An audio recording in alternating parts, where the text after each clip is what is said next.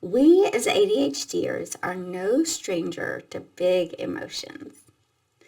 Now that we have covered anger and anxiety, it brings us to one of the most vulnerable emotions. Have you ever found yourself with achingly low energy, low motivation, and a sadness that seems like it has a mind of its own? Maybe you know exactly when this started, and maybe you have no clue. All you know is that you seem to be on a downward spiral of unhelpful thought after unhelpful thought. So how do we get off this not so merry go round? I'm Dana Hicks, a licensed clinical mental health counselor, and I have 8 tips on charting the path of least resistance through your sadness. Tip 1 is you're not alone. So sadness and depression are tough, and you don't have to do it alone. We all need support sometimes, and that is okay. You can start by reaching out to a trusted friend or family member.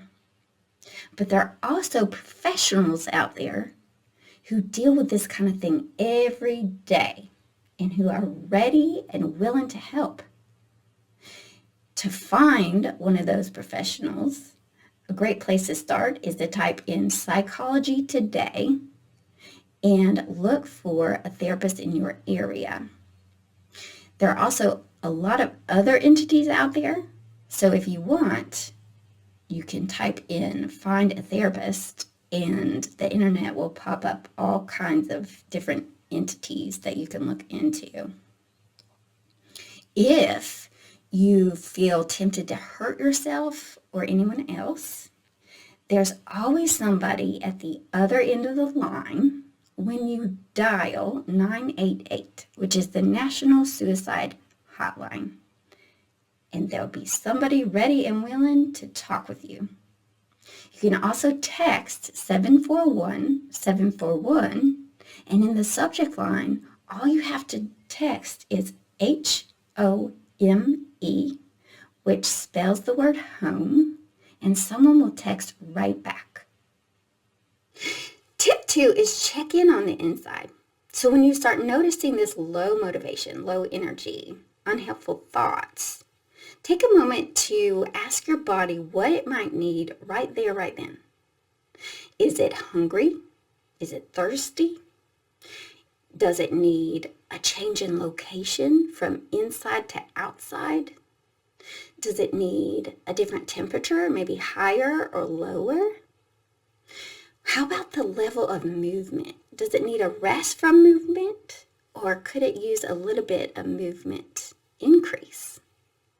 If you find yourself saying, yeah, it might benefit from more movement, but I just have no energy to start, consider starting with something really simple and small, like propping your elbow up wherever you are and doing the laziest circle with your wrist, or matching the exhale with the downward movement of your hand and the inhale with the upper movement.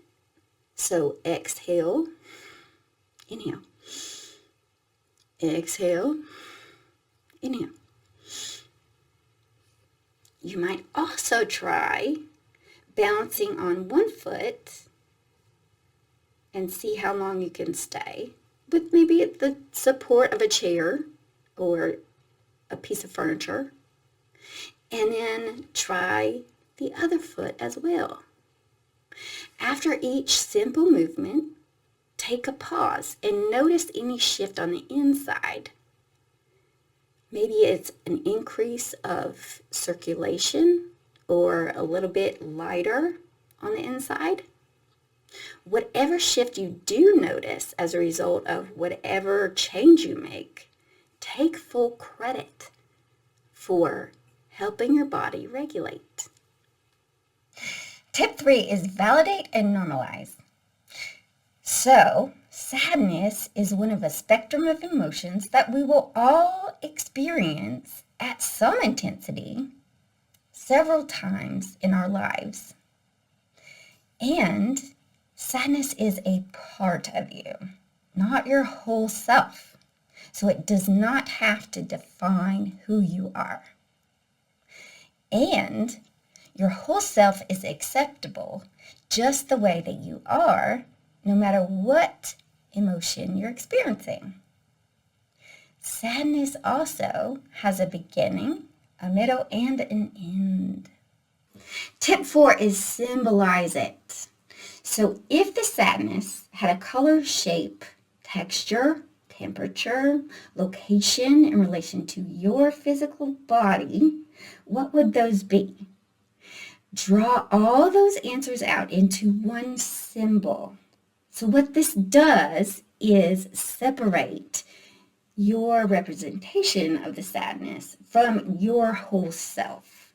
And it also allows you to see the sadness so that you can functionally interact with it rather than just reacting to it.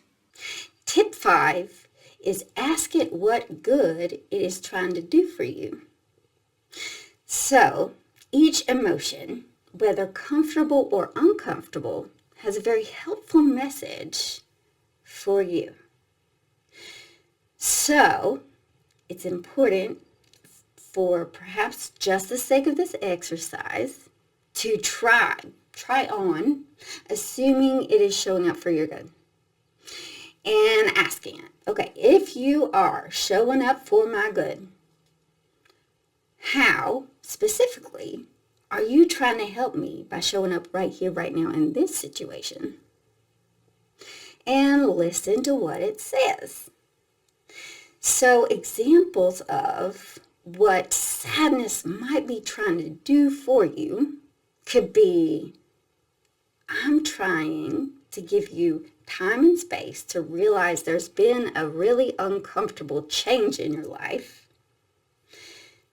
to recognize the beauty of how it used to be, and to figure out how functionally to invite as much of that beauty into the here and now and into your future in a functional way. It could also show up like, I'm trying to help you realize you need help with this. And it's important for you to reach out to someone else so we can get this figured out. Or it might be saying, it's really important for you to find hope right now because it's really dark around here. Tip 6 is positive imagery. So imagine a canvas that is pitch black, dark, all of it, except for one almost imperceivable prick through the canvas where the light is shining through. What in your current literal life would represent that prick of light or hope for you? And what, both literally and figuratively, would need to happen so that prick becomes just a teeny bit wider, so that you invite a little bit more hope into your life? And what would be the first baby step that you could take in your current literal life in that direction? Tip 7 is flip it. So write down just one or two at first, things that are not going so well in your life. And then ask yourself for each one, what is that situation actually telling me that's important to me in my life? In other words, what is it inversely letting me know that I want more of? And what is the first baby step in that direction for me? Tip 8 is make a success/grateful list. So each day, try to write down 3 things that you're either grateful for or that you're happy that you were able to accomplish. So that could look like starting out with, I am so grateful for this tissue to wipe my nose on because I'm crying so hard. Or having internet access to watch this video. Or I'm grateful and successful because I was able to get myself to the bathroom to relieve myself today.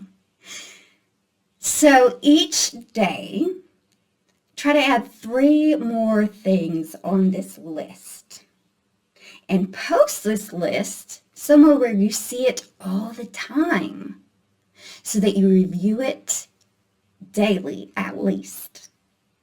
And after a week of doing this exercise, check in on the inside to notice any shift in your outlook on life in general. And give yourself full credit for any positive, comfortable, easeful shift, no matter how large the degree. To wrap up, sadness can be one of the most dreaded emotions out there.